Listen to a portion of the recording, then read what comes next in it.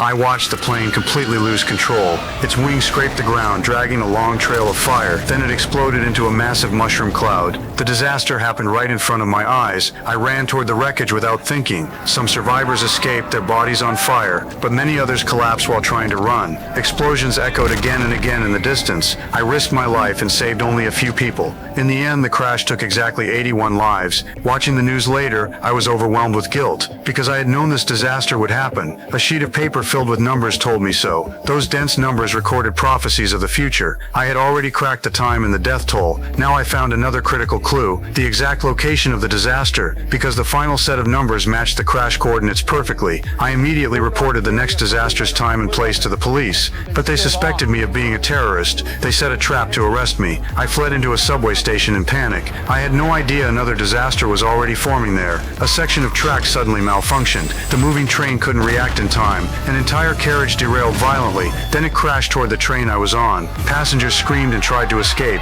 but everything was already too late. The predicted disaster happened again.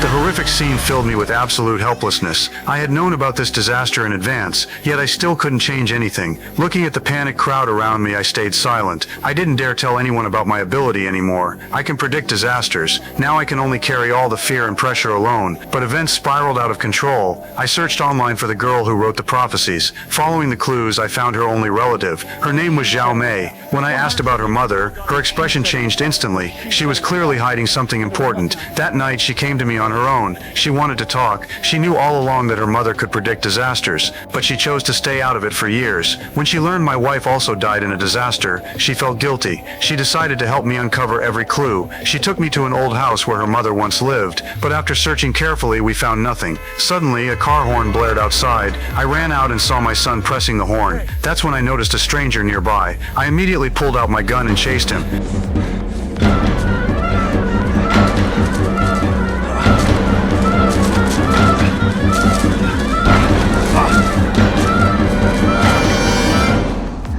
The mysterious man suddenly stopped. My hands trembled as I raised the gun, and at that moment he suddenly turned around and opened his mouth wide.